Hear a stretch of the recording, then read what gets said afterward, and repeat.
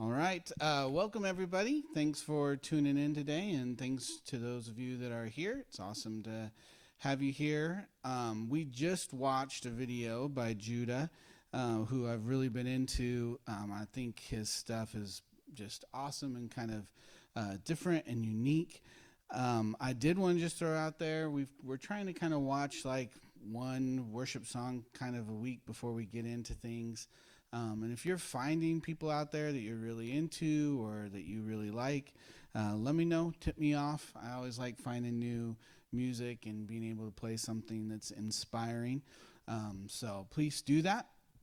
Let's just kind of get into things. It's been a little while since I've preached a message, and so today I'm feeling ready to go. And so buckle up and we'll just kind of get right into things. If you haven't yet, please do watch the video that we posted last week where Muriel and our young people took us through Lecto Divino. It was awesome, or Divina.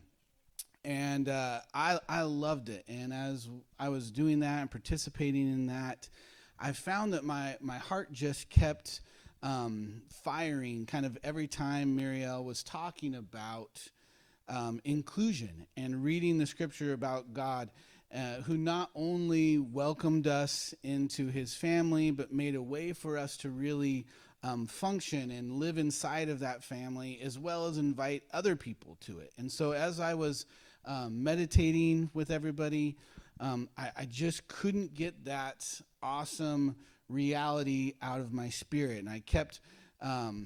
I just couldn't. It was like just firing in there. I don't know if you've ever had that happen where it's just like that's all you can kind of focus on or see. And it was awesome.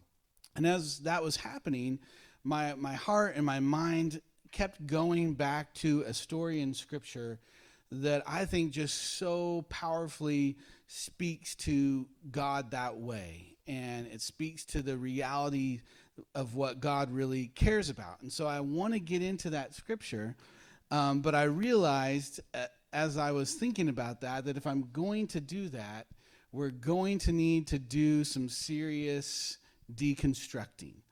We're going to have to, it's one of those portions of scriptures that just has been twisted over the years, and we'll get into that a little bit. So I'm asking you to kind of join me on this deconstruction and then hopefully rescue of this amazing, strange, unusual portion of Scripture. So are you up for that today? Can't see your head nods if you're not here, but everybody here, their heads are just nodding. They're ready for it. As we do this today, I want to really, as I'm teaching and we're studying together, I want us to really use our common sense and just basic logic, which sometimes is a big ask inside of the church world. But that got me thinking about one of my favorite, I love the Message translation, and one of my favorites is in Colossians, and I hope this guides my preaching anyways, but it's in Colossians 1:28, and the Message version translates it this way: we preach Christ, warning people not to add to the message. We teach in a spirit of profound common sense so that we can bring each person to maturity. To be mature is to be basic. Christ, no more, no less. I love that translation. Profound common sense. That is something the church world needs desperately. And that's what I'm asking you to engage with today as we get into these scriptures. And to set this up, I think there's a lot of scriptures and stories in the Bible that unfortunately, because of a lack of common sense, have just been hijacked over time. Hijacked in a way that the main message or truth actually ends up getting so twisted for us that it's hard for us to even hear the story without our minds just instantly connecting with this twisted truth. And so today we're going to look at one of those stories that I think have been so completely hijacked by religion, by the moral police squad, and they've done such a good job with it that I think today most Christians really have no clue what this portion of Scripture is really about. If they don't believe kind of the hijacked version, I think they kind of just think this is a weird story and I want to avoid it. And it is a weird story. It's uncomfortable and weird, but the message actually is incredibly powerful. And so I think let's just hit this, deconstruct it a little bit. Give me some grace today, because it's really a pet peeve of mine when Scripture gets hijacked. And so, I don't know, I might go off on a tangent or two. It's possible that could happen. Yay. Part of the reason I think that it bothers me so much, and especially this portion of Scripture, but anytime Scripture gets hijacked, but this portion really, it bothers me because so oftentimes it's not negligence or ignorance that drives the hijacking. It's actually a purposeful agenda. So in other words, it's not an accident.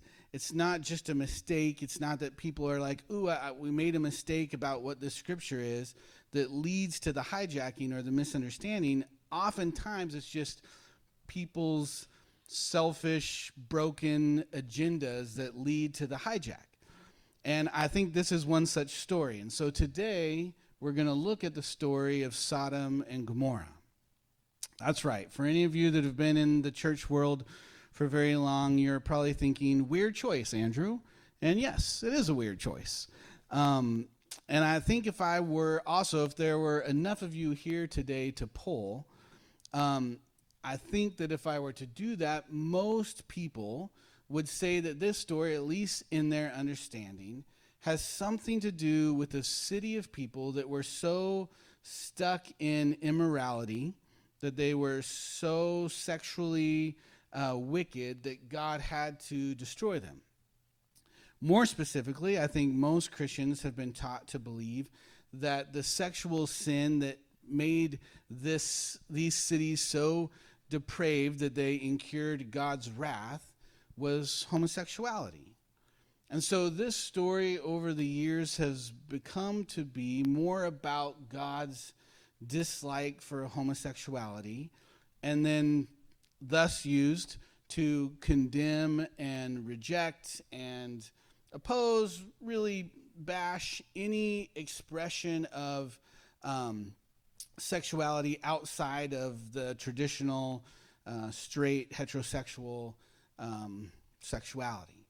And so it's actually been and is being used to this day as fuel to oppose and reject anyone in the LGBTQ community and make them and others believe that God's against them. And again,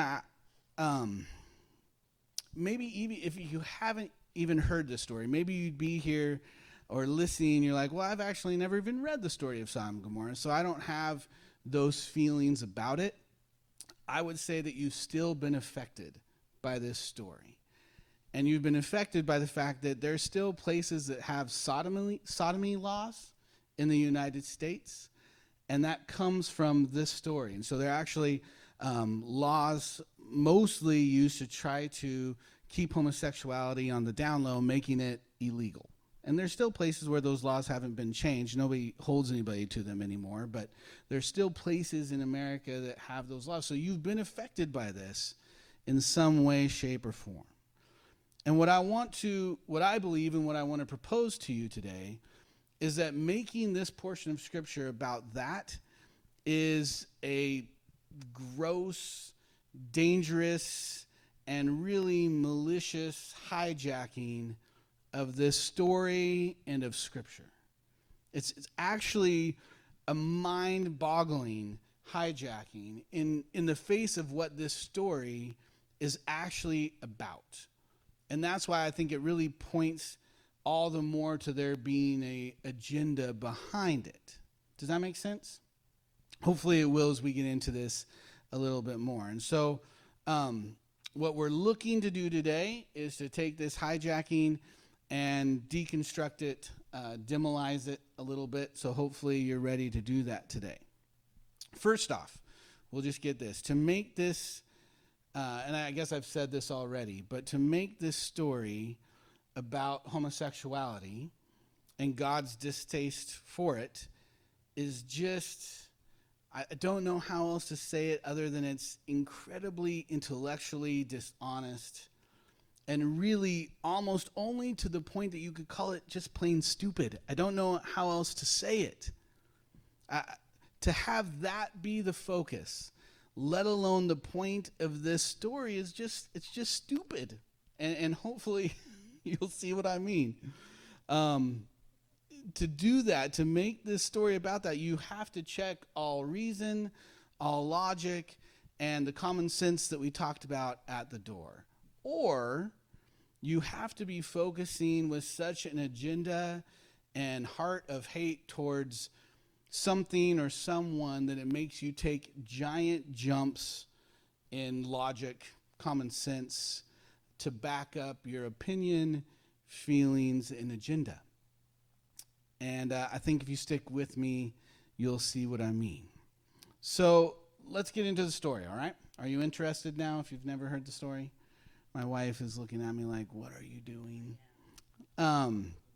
If you're not familiar with the story, what you really should be doing, what I want to encourage you to do is to read Genesis 18, because that's the story before the story, and Genesis after the story as well. That's important. We'll look at both.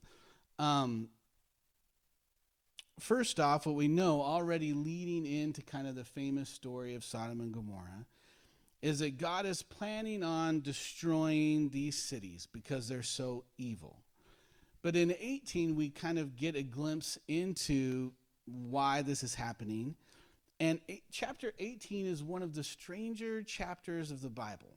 And there's some strange ones in the Bible. And so again, in your own time, go ahead and read it. But basically what happens is God shows up with a couple of angels to Abraham. And Abraham welcomes them into his home, and he throws a big meal for his visitors. And as this angelic group is leaving, God kind of has this sidebar with the angels. And where he says, basically like, I'm thinking about telling Abraham what I'm going to do. Do you think I should do that? Do you think I should tell Abraham about what I'm up to do? Which I just feel like is kind of strange. It's just, if you read chapter 18, there's this really conversational mode that God is in that makes the story kind of a funny read in some ways.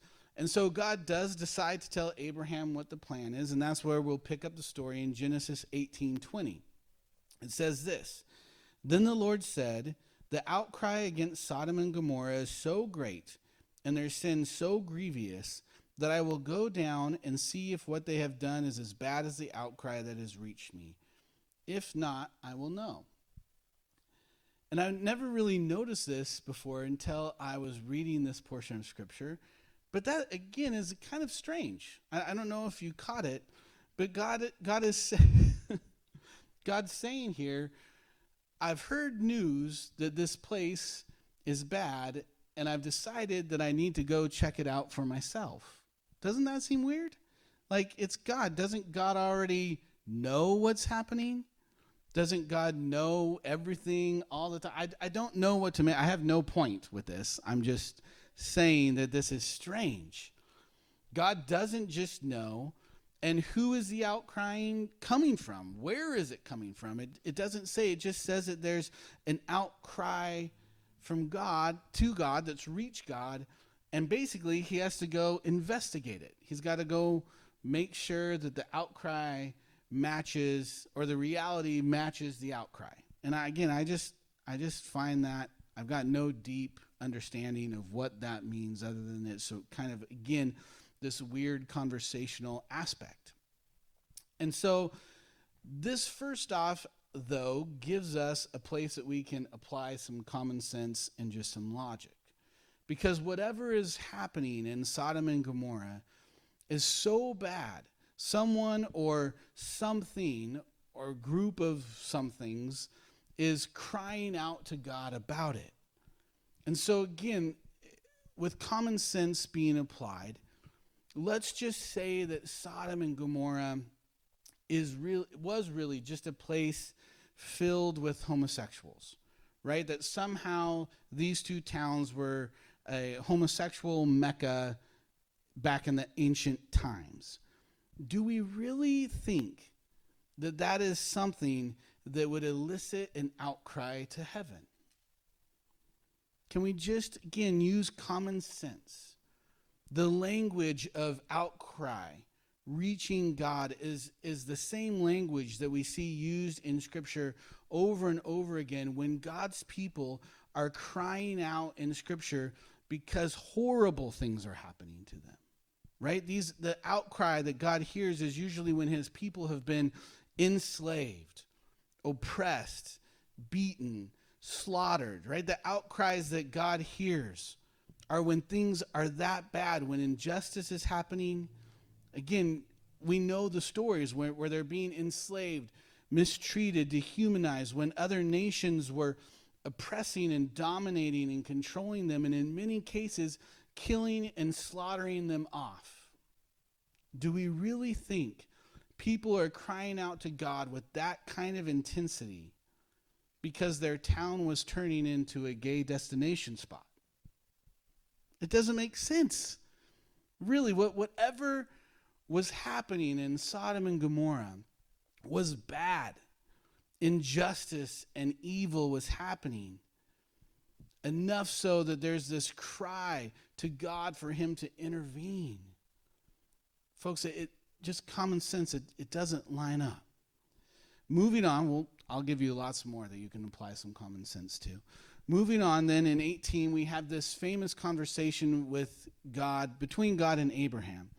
And again, it's funny and kind of weird. And God tells Abraham his plan that he's going to destroy Sodom and Gomorrah. And Abraham says, well, geez, God, that seems kind of intense. If you can find just 50 righteous people, will you spare Sodom and Gomorrah? And God says, yes, if I can find just 50 righteous people, I'll spare this city. And then Abraham goes into kind of this, he's just bargaining with God, so to speak. And so he sheepishly keeps saying, God, well, what about 40? And what about 30? And what about 20? And God keeps saying, yes, if I can find. And basically he gets it down to 10. If I can find just 10 righteous people, I'll spare that city. And again, this is time where we get to apply some common sense. If this story is about homosexuality, then we're assuming everyone, every single person in this town, in these towns, were practicing homosexuals. Because, spoiler alert, God can't find even 10 righteous people, and he destroys the city. How likely is that in ancient times that there are two cities completely filled? How logical is that in any time where there's any city that is 100% anything? It just doesn't check our common sense box, does it? All right, good, thank you. Let's keep going. Let's look at the story. I'm just going to read the story because, again, it's a little intense. And then we'll get into it. Genesis 19, or we're already into it. The two angels arrived at Sodom in the evening, and Lot was sitting in the gateway of the city. When he saw them, he got up to meet them, bowed down with his face to the ground. My lord, he said, please turn aside to your servant's house. You can wash your feet and spend the night and then go on your way early in the morning. No, they answered, we will spend the night in the square. But he insisted so strongly that they did go with him and entered his house. He prepared a meal for them, baking bread with yeast, and they ate. Before they had gone to bed, all the men from every part of the city of Sodom, both young and old, surrounded the house. They called to Lot, where are the men who came to you tonight? Bring them out to us so that we can have sex with them. Lot went outside to meet them and shut the door behind him and said, no, my friends, don't do this wicked thing. Look, I have 2 daughters who have never slept with a man. Let me bring them out to you, and you can do whatever you like with them. But don't do anything to these men, for they have come under the protection of my roof. Get out of our way, they replied. This fellow came here as a foreigner, and now he wants to play the judge. We'll treat you worse than them. They kept bringing pressure on Lot and moving forward to break down the door. But the men inside reached out and pulled Lot back into the house and shut the door. Then they struck the men who were at the door of the house, young and old, with blindness, so they could not find the door. All right. Still on the common sense train, right? You with me? Lot had background. Lot had arrived at Sodom and Gomorrah as a foreigner about 20 years earlier. And so he knows this city pretty well. And most commentators would say that the city was probably around 1,000 people. So it wasn't huge. And for that day, whatever. I don't know what that means. But by this time, 20 years in this city, Lot knows the city, he knows the people, he knows what they're about, and he's probably earned some place, because if he's at the city gate at nighttime, more than likely he's taking his turn on the city watch or something like that. And it's a good thing, because these angels or godly messengers show up, and Lot greets them and treats them with respect and honor, and he invites them into his home for food and for shelter. And we can assume he's doing that for two reasons. One, to show honor and respect, but also because he knows what kind of city Sodom and Gomorrah are. And he knows what they do to foreign travelers. Lot had seen how they behave, perhaps even experienced when he first arrived at the city himself. Maybe Lot was one of the cries that had reached God. We don't really know. Either way, Lot prevails, and he convinces these visitors to follow him and come to his house. The bad news is Lot's attempts to intercept and protect these visitors don't work. And somebody notices that, and that leads to Lot's big fear. Because later in the evening, as we see, Scripture says all the men in the city, young men and old men alike, show up to Lot's house and demand that he turn over his visitors so that they can have sex with them. And again, this is more common sense time, but Scripture is making sure we know that every man in the town was a part of this. And again, if we're going to make this scripture be about God's distaste for homosexuality, then we're asking people to believe again that every single person in this town had homosexual desires that needed to be satisfied at that moment. And again, that seems like a big ask. The other thing is Scripture is telling us an ancient story, right, that's been passed down for a long time before it was written down and then interpreted for us. And so when we see the word just sex there, it doesn't get across the obvious reality of the situation. The men of the city weren't showing up because they, again, were all at the same time feeling like they needed to satisfy sexual desires. The men of the city were showing up. Again, I gave people forewarning, so there's no kids in here today. There's only one, but I think we're okay. The men of the city were showing up to gang rape these visitors. And I don't want to spend a lot of time on that, but we have to look at it a little bit because of how this has been twisted. And it should be for us further proof that this passage of Scripture is not dealing with same-sex attraction or sexuality at all. The men of the city, the story here, they're not looking to satisfy sexual desires. They were coming to humiliate, to show their power, to dominate, to really break down these foreigners. This is a specific kind of evil that's always been about dominance and humiliation. It's about stripping the victims of their humanity. The men of Sodom were looking to destroy really these visitors' very humanity and self.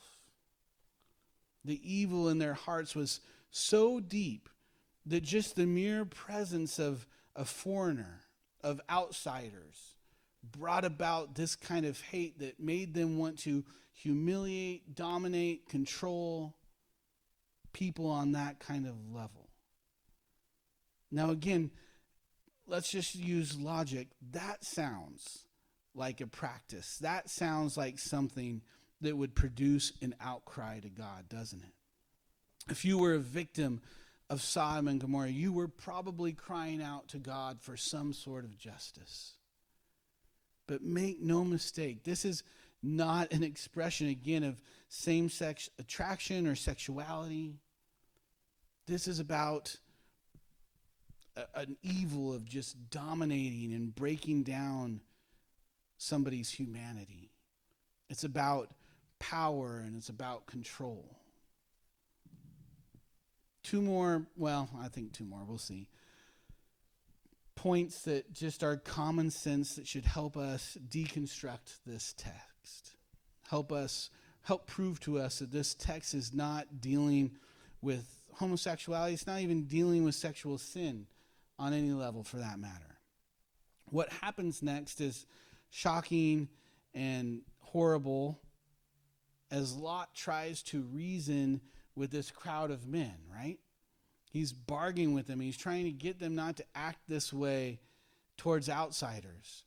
And they won't listen. And so in a last-ditch effort, Lot actually offers up his daughters to these men instead.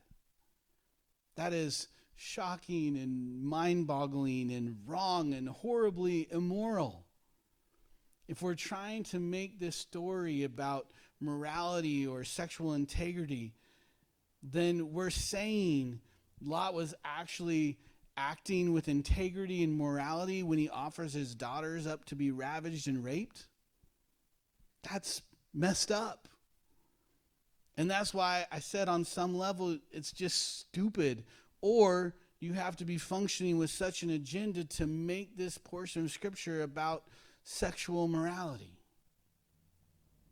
It's crazy to me that there's throngs of Christians so set in their views against homosexuality that they would actually entertain even for a minute, let alone settle on a theology that offering up your daughters to be raped is better than being gay. That's weird. That makes me angry, and probably should you too. It is one of those things when we hijack Scripture and twist it for our own agenda, it will expose itself, and it'll expose us, and it'll get us to go to places that we were never thinking we'd go, and that's why it's important to deconstruct these things and rescue them. It's also, that portion of Scripture is also another point on the common sense level of why this can't be a text about God's dislike and wrath for homosexuality or even for false immorality. And I'll skip that. Let's go to the next thing. I think I'm proving the point pretty well today. I think maybe one other thing that for me is something that really drives this home and why this story can't be about that is the very next story. The very next story about Lot, and again, what we are assuming is his sexually pure, morally pure family that God saved because of their purity, is even tougher on some level to read than the story I just read. So again, now remember, God just saved Lot and his family, destroyed Sodom and Gomorrah, and this is the very next part of the story, right? You ready I'm just going to read it because, yeah. Genesis 19:30. Lot and his 2 daughters left Zorah and settled in the mountains, for he was afraid to stay in Zorah. He and his 2 daughters lived in a cave. One day, the older daughter said to the younger daughter, "Our father is old, and there is no man around here to give us children, as is the custom all over the earth. Let's get our father to drink wine and then sleep with him and preserve our family line through our father." That night they got their father to drink wine, and the older daughter went in and slept with him. He was not aware of it when she lay down or when she got up. The next day the older daughter said to the younger, "Last night I slept with my father. Let's get him to drink wine again tonight, and you go in and sleep with him so we can preserve our family line through our father." So they got their father to drink wine that night also, and the younger daughter went in and slept with him. Again, he was not aware of it when she lay down or when she got up. Weird story. Again, it's kind of one of those that are just like, what? This is in Scripture? This is in the Bible? Obviously, this story is wrong on so many levels. But it should get us to challenge our previous views or some of the ways this portion of Scripture has been hijacked. What happens to our idea or theses that Lot's family was the picture of morality, sexual purity in a culture that was so sexually impure that God had to destroy them? Right? First, we have Lot getting blackout drunk, and I mean blackout drunk on multiple occasions. Not a mark of moral purity. And then we have Lot's daughters getting their dad drunk so they can have sex with him. Not just once, not just one daughter. This plan is shared as a good idea, and nobody in the story questions it. So first off, gross. Second, how disappointing this must be for anti-homosexual theology. Apparently, this family is also morally bankrupt. Apparently, this family has some serious sexual sin and should have been punished and judged too. Right? God made a mistake. He missed this family that should have been a part of the judgment. But God doesn't make mistakes. And we don't have a place for that in our theology. So, maybe, if we're sticking with this hijacked theology, they were pure at one point, and we're ignoring, of course, Lot offering up his daughters. Maybe they were pure at one point, but the intensity of what they just went through kind of warped them in some powerful way, and this was the way that was dealt with. If that's the case, we also know in this great hijacked theology that God is a just God, and he can't just punish and destroy a whole city for immorality and not punish this family now. How was God going to deal with this immoral family? It doesn't look like it's going to be good for Lot and his daughters, does it? Let's see what God did, right? This is going to blow your mind. This is how God responds to this situation. Genesis 19:36. So both of Lot's daughters became pregnant by their father. The older daughter had a son, and she named him Moab. He is the father of the Moabites of today. The younger daughter also had a son, and she named him Ben-Ami. He is the father of the Ammonites of today. That's how he dealt with it. Story over. No punishment, no judgment, no destroying, not even a commentary on their sin, nothing. There's got to be more to the story, right? And there's not. There's not more to the story. This story about Lot and his daughter's despicable behavior is just reported to us, and that's all. God doesn't seem to do anything about it. Doesn't have anything to say about it. How can this be? What are we to make of this? Well, I'll throw out a few thoughts. Either we have missed the point of this story completely. Either we've missed the point of the story of Sodom and Gomorrah, or if it really is about God's feelings and judgments towards sexual sin or sexuality in that at all, then we have to light on.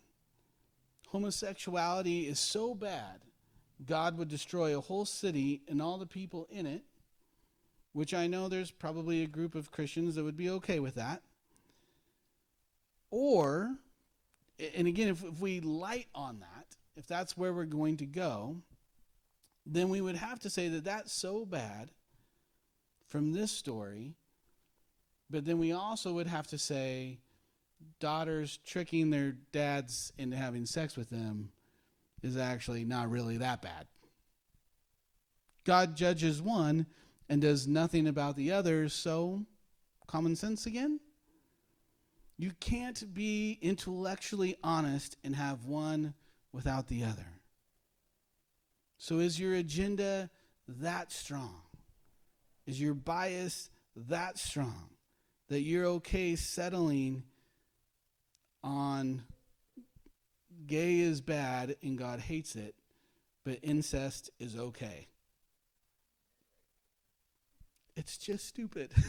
That's what I said. It's just stupid. Blatantly stupid. Or, again, your religious agenda is so strong that you're willing to hijack the story that strongly. Church, these stories, and specifically God's action against Sodom and Gomorrah, are not a commentary on sexual morality at all. They're not a story about God's feelings towards homosexuality. They're not a warning about same-sex attraction or anything that would have to do with modern day LGBTQ lifestyles at all. It's just not a story about that. So if you can see that, if you can comprehend that on any level, and you want to join in on the deconstruction of what these portions of scriptures are really about, then the next question should be, what the heck is this story really about? Because it seems to be a big deal. God ended a couple of cities over whatever was happening.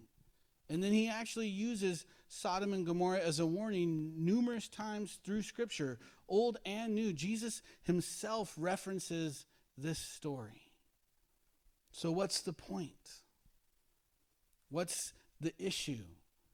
What are we supposed to take about God's heart from this?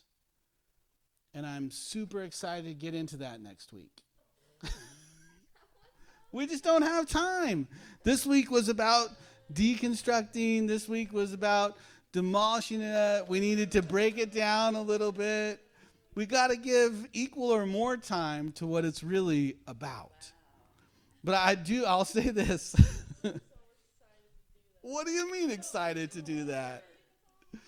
No. Oh my gosh, that is not true.